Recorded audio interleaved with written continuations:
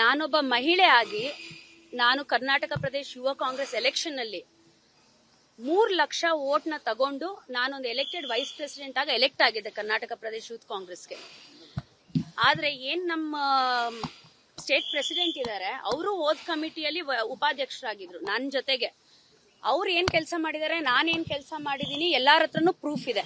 ಆದ್ರೆ ಇವತ್ತಿನ ದಿನ ನಾನು ಎಲೆಕ್ಷನ್ ಆದ್ಮೇಲೂ ನಾವು ರಾಹುಲ್ ಗಾಂಧಿ ಅವರ ಏನ್ ಸಿದ್ಧಾಂತಗಳಿದೆ ಅದ್ರ ಪ್ರಕಾರವಾಗಿ ನಾವು ನಡಿಬೇಕು ಅಂತ ಹೇಳಿ ಎಲೆಕ್ಷನ್ ಅಲ್ಲಿ ಏನೇ ರಿಸಲ್ಟ್ ಬಂದ್ರು ನಾವು ಅವ್ರ ಜೊತೆಗೆ ಸೇರಿ ಕೆಲಸ ಮಾಡ್ತಾ ಇದ್ವಿ.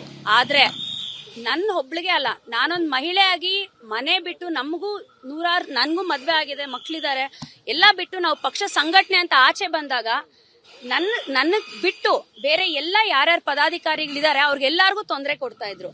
ಸೊ ಈ ವಿಚಾರವಾಗಿ ನಾವ್ ಯಾವತ್ತೂ ವಾಯ್ಸ್ ರೇಸ್ ಮಾಡಕ್ ನಮ್ಗೆ ಅವಕಾಶ ಬಿಡ್ತಾ ಇರ್ಲಿಲ್ಲ. ಯಾಕಂದ್ರೆ ಡಿವೈಡ್ ಅಂಡ್ ರೂಲ್ ಪಾಲಿಸಿಯನ್ನ ಮಂಜುನಾಥ್ ಅವರು ಮಾಡ್ತಾ ಇದ್ರು. ಕೆಲಸ ಮಾಡ್ತಾ ಇಲ್ಲ ಅಂತ ಹೇಳ್ಬಿಟ್ಟು ಎಲ್ಲಾರ್ಗು ಹೋಲ್ಡ್ ಅನ್ನ ಇಟ್ಟಿದ್ರು.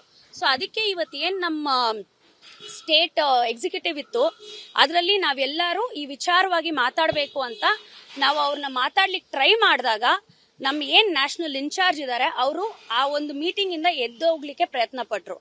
ಅವಾಗ ನಾವು ಅವ್ರ ಹತ್ರ ರಿಕ್ವೆಸ್ಟ್ ಮಾಡ್ಕೊಂಡ್ವಿ, ಸರ್ ಪ್ಲೀಸ್ ನಮ್ಗೆ ಏನ್ ಇಶ್ಯೂಸ್ ಇದೆ, ನಾನು ಒಬ್ಬಳದೇ ಅಲ್ಲ, ಸುಮಾರು ಜನ ಏನ್ ರಾಹುಲ್ ಗಾಂಧಿ ಅವರ ಸಿದ್ಧಾಂತಗಳಿದೆ, ಅವ್ರದ್ದು ಐಡಿಯಾಲಜಿ ಇದೆ, ಸೆಕ್ಯುಲರ್ ಐಡಿಯಾಲಜಿ ಇದೆ, ಎಲ್ಲ ಮಹಿಳೆಯರನ್ನಾಗಿರ್ಬೋದು ಅಥವಾ ಪ್ರತಿಯೊಂದು ಜಾತಿ ಸಮಾಜ ಎಲ್ಲಾರನ್ನೂ ಜೊತೆಗೆ ತಗೊಂಡು ಹೋಗ್ಬೇಕು ಅಂತಿದೆ. ಅದನ್ನ ನಂಬಿ ಲಕ್ಷಾಂತರ ಯುವಕರು ಈ ಪಕ್ಷಕ್ಕೆ ಬಂದು ಮೆಂಬರ್ಶಿಪ್ ಅನ್ನ ಸಲ್ಲಿಸಿದ್ದಾರೆ. ಅದನ್ನ ಹೊರತುಪಡಿಸಿ ಇವ್ರು ನಮ್ಗೆ ಯಾವಾಗ ಅವಕಾಶ ಕೊಡ್ಲಿಲ್ಲ. ನಾವೆಲ್ಲರೂ ಅವ್ರ ಕಡೆಯಿಂದ ಬಂದು, ನಾನೊಂದು ಹೆಣ್ಮಗಳು ಮಾತಾಡ್ತಾ ಇದ್ದೆ, ಅವ್ರು ಬಂದು ನನ್ನ ರೂಢಾಗಿ ಮಾತಾಡಕ್ ಟ್ರೈ ಮಾಡಿದಾಗ ಆಬ್ವಿಯಸ್ಲಿ ಒಂದು ಹೆಣ್ಮಗುಗೆ ಯಾರಾದ್ರೂ ಆತರ ಮಾತಾಡಿದ್ರೆ, ಆತರ ಬಿಹೇವ್ ಮಾಡಿದ್ರೆ ನಮ್ ಜೊತೆಗಿರೋರಲ್ಲ ಯಾರೇ ಆಗಿರ್ಲಿ ಈ ಸಮಾಜದಲ್ಲಿ ಅದನ್ನ ತಡಿಯಕ್ ಪ್ರಯತ್ನ ಪಡ್ತಾರೆ. ಸೊ ಎಲ್ಲಾರನು ಅದನ್ನ ತಡಿಯಕ್ ಪ್ರಯತ್ನ ಪಟ್ರೆ ಹೊರತು ನಾವೆಲ್ಲ ಒಂದು ಕುಟುಂಬ, ನಾವೆಲ್ಲ ಕಾಂಗ್ರೆಸ್ ಪಕ್ಷಕ್ಕೆ ದುಡಿಯೋರು, ನಾವೆಲ್ಲ ಕಾಂಗ್ರೆಸ್ ಪಕ್ಷದ ನಿಯತ್ತಿನ ಕಾರ್ಯಕರ್ತರು. ನನಗ್ ನಂಬಿಕೆ ಇದೆ ಈ ಏನ್ ನಮ್ದು ಪ್ರಾಬ್ಲಮ್ ಆಗಿದೆ ಇದು ನಮ್ಮ ಪಕ್ಷದ ಅಧ್ಯಕ್ಷರಾದ ಡಿ.ಕೆ. ಶಿವಕುಮಾರ್ ಸಾಹೇಬ್ರ ಮೇಲಾಗಿರ್ಬೋದು ಅಥವಾ ನಮ್ಮ ಮುಖ್ಯಮಂತ್ರಿಗಳಾದ ಸಿದ್ದರಾಮಯ್ಯ ಅವ್ರ ಮೇಲೆ ನಮ್ಗೆ ನಂಬಿಕೆ ಇದೆ. ಅವ್ರೆಲ್ಲಾರನ್ನೂ ಕರೆಸಿ ನಾವು ಸಮೇತವಾಗಿ ಎಲ್ಲಾರು ಹೋಗಿ ಅವ್ರ ಜೊತೆ ಮಾತಾಡ್ತೀವಿ. ನಮ್ಗೇನ್ ತೊಂದರೆ ಆಗಿದೆ ಅದ್ ನಾವು ಹೇಳ್ಕೊಳ್ತೀವಿ. ನಮ್ದೆಲ್ಲ ಒಂದೇ ಪಕ್ಷಕ್ಕೆ ಒಳ್ಳೆ ಆಗ್ಬೇಕು, ಆಮೇಲೆ ಪಕ್ಷದ ಸಂಘಟನೆ ಬೂತ್ ಮಟ್ಟದಲ್ಲಿ ನಡಿಬೇಕು ಅಂತ. ಅದಕ್ಕೆ ಯಾರೇ ನಿಲ್ಸಿದ್ರು ನಾವು ಅದನ್ನ ಕೇಳಲ್ಲ.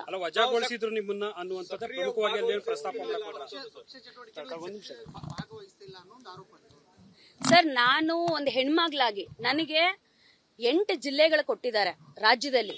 ಎಲ್ಲಾ ಜಿಲ್ಲೆಗಳು 800-900 ಕಿಲೋಮೀಟರ್ ದೂರ ಇರೋ ಜಿಲ್ಲೆಗಳು ಕೊಟ್ಟಿದ್ದಾರೆ.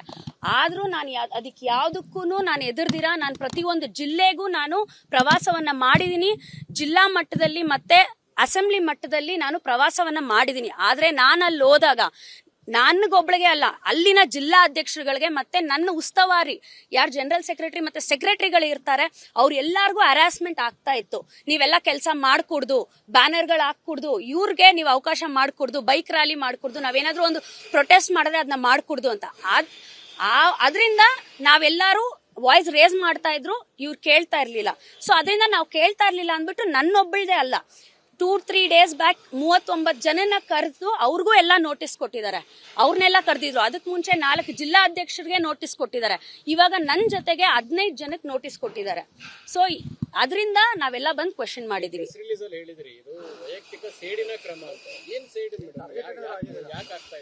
ಎಲ್ಲಾರ್ಗೂ ಗೊತ್ತು, ಯೂತ್ ಕಾಂಗ್ರೆಸ್ ಎಲೆಕ್ಷನ್ ಅಲ್ಲಿ ನನಗೆ ಅವ್ರಿಗೇನೆ ಜಿದ್ದಾಜಿದ್ದಿ ಬಿದ್ದಿದ್ದು.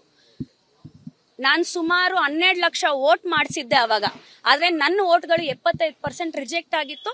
ಆಮೇಲೆ 3 ಲಕ್ಷ ವೋಟ್ ನನಗೆ ಕೊಟ್ಟಿದ್ರು ಅಷ್ಟೇ. ಆದ್ರೂ ನಾನು ಅದಕ್ಕೆ ತಲೆ ಕೆಡಿಸ್ಕೊಳ್ಳಿಲ್ಲ. ನನಗೆ ಪಕ್ಷ ಮುಖ್ಯ, ಪಕ್ಷದ ಸಿದ್ಧಾಂತಗಳು ಮುಖ್ಯ. ಆಮೇಲೆ ನಮ್ಮ ಅಧ್ಯಕ್ಷರು ಯಾವತ್ತೂ ಹೇಳ್ತಾ ಇರ್ತಾರೆ ಡಿ.ಕೆ. ಶಿವಕುಮಾರ್ ಸಾಹೇಬ್ರು, ಇದಕ್ಕೆ ಯಾವ್ದಕ್ಕೂ ತಲೆ ಕೆಡಿಸ್ಕೊಂಬಾರ್ದು, ನೀವು ಪಕ್ಷ ಸಂಘಟನೆ ಮಾಡಿ ಪಕ್ಷದ ಕಟ್ಟಾಳ ಆಗಿರಿ ಅಂತ. ಸೊ ಆ ಒಂದು ಉದ್ದೇಶದಲ್ಲಿ ನಾನು ಕೆಲಸ ಮಾಡಿದೆ. ಬಟ್ ಅವ್ರು ಅದ್ ಮರ್ತಿಲ್ಲ. ಯಾರೇ ಒಬ್ರು ರಾಜ್ಯ ಅಧ್ಯಕ್ಷ ಆದ್ಮೇಲೆ ಇಡೀ ಕಮಿಟಿನ ಜೊತೆಗೆ ತಗೊಂಡೋಗ್ಬೇಕು. ಎಲೆಕ್ಷನ್ ಟೈಮಲ್ಲಿ ಎಲ್ಲಾರ್ಗೂ ಮನಸ್ತಾಪ ಇದ್ದೇ ಇರುತ್ತೆ. ಆದ್ರೆ ಅದಾದ್ಮೇಲೆ ಯಾವ ಪ್ರೀತಿ ವಿಶ್ವಾಸದಿಂದ ಎಲ್ಲಾರನ್ನೂ ಜೊತೆಗೆ ತಗೊಂಡ್ ಹೋಗ್ತಾರೆ, ಅದೇ ನಿಜವಾದ ನಾಯಕತ್ವ ಅಂತ ನಾನ್ ನಂಬಿದೀನಿ. ನಾವೆಲ್ಲರೂ ಬಂದ್ವಿ. ಎಲ್ಲ ನನ್ನ ಜೊತೆಗೆ ಸುಮಾರು 8-9 ಜನ ಉಪಾಧ್ಯಕ್ಷರುಗಳು ಎಲೆಕ್ಷನ್ ನಿಂತಿದ್ರು. ಸೊ ಎಲ್ಲಾರು ಜೊತೆಗೆ ಸೇರಿ ಅವ್ರ ಕೈ ಮಿಲಾಯಿಸಿದ್ವಿ, ಆದ್ರೆ ಅವ್ರು ಮಿಲಾಯಿಸಕ್ ರೆಡಿ ಇಲ್ಲ. ಅವ್ರು ಬರೀ ದ್ವೇಷದ ರಾಜಕೀಯ ಮಾಡ್ಕೊಂಡು ಹೋಗ್ತಾರೆ. ಏನು ಒಳಗಡೆ ಒಂದಷ್ಟು ಪದಗಳು ಬಳಕೆ ಮಾಡಿದ್ರು ಅಂತ ಏನ್ ಪದ ಬಳಕೆ ಆಯ್ತು? ಆಚೆ ಹೋಗಿ, ಪಾರ್ಟಿ ಆಫೀಸಿಂದ ಆಚೆ ಹೋಗಿ, ಗಂಡ್ ಮಕ್ಳಿಗೆಲ್ಲ ತುಂಬಾ ಬೇರೆ ಬೇರೆ ರೀತಿಯಾಗಿರೋ ವರ್ಡ್ಸ್ ಅನ್ನ ಯೂಸ್ ಮಾಡಿದ್ದಾರೆ, ಆಚೆ ಹೋಗಿ ಅಂತ. ಅದು KPCC ಆಫೀಸ್.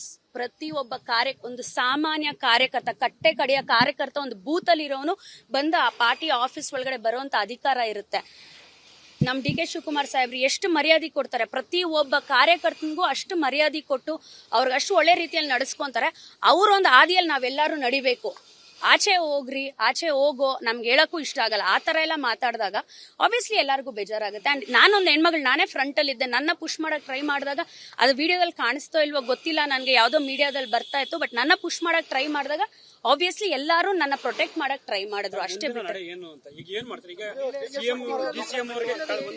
ಡೆಫಿನೆಟ್ಲಿ ಸರ್, ಅವರು ಕೇರಳದಲ್ಲಿದ್ದಾರೆ, ಇವಾಗ ಬರ್ತಾ ಇದ್ದಾರೆ. ಸೊ ಡೆಫಿನೆಟ್ಲಿ ನಾವು ನಮ್ಮ ಪಾರ್ಟಿ ಅಧ್ಯಕ್ಷರ ಗಮನಕ್ಕೆ ನಾವು ತಂದೆ ತರ್ತೀವಿ. ಯಾಕಂದ್ರೆ ನನ್ನ ಒಬ್ಬಳದೇ ಅಲ್ಲ, ತುಂಬಾ ಜನ ಯುವಕರು ರಾಹುಲ್ ಗಾಂಧಿ ಅವರ ಐಡಿಯಾಲಜಿ ನಂಬ್ಕೊಂಡು ಮುಂದೆ ಹೋಗಿದ್ದಾರೆ. ಅದಕ್ಕೆ ನಾವು ಏನಿದೆ ಅದಕ್ಕೆ ಹೋಗಿ ಸಾಹೇಬರಿಗೆ ನಾವು ತಲುಪಿಸ್ತೀವಿ. ನೇತೃತ್ವದ ಯೂತ್ ಕಾಂಗ್ರೆಸ್ನಲ್ಲಿ ಮಹಿಳೆಯರಿಗೆ ಸುರಕ್ಷತೆ ಇಲ್ಲ, ಒಂದು ರೀತಿ ಅಭದ್ರತೆ ಇದೆ. ನಾನು ಅದೇ ಹೇಳ್ದೆ ಅಲ್ಲ ಸರ್, ನಾನೊಂದು ಮಹಿಳೆ ಆಗಿ ಉಪಾಧ್ಯಕ್ಷ ಆಗಿ ನಾನು ಕೆಲಸ ಮಾಡಿದ್ದೀನಿ. ನನಗೆ ಜಿಲ್ಲೆಗಳಿಗೆ ಹೋದಾಗ ಕೆಲಸ ಮಾಡಕ್ ಅವಕಾಶ ಮಾಡಿಕೊಟ್ಟಿಲ್ಲ ಅಂದಾಗ ಆಬ್ವಿಯಸ್ಲಿ ಇದಾಗ ತುಂಬಾ ಜನ ಮಹಿಳೆಯರು ಆಕ್ಚುಲಿ ಬರ್ತಾ ಇಲ್ಲ. ಸೊ ಅದರಿಂದ ಪ್ರಾಬ್ಲಮ್ ಆಗಿದೆ. Yes, thank you.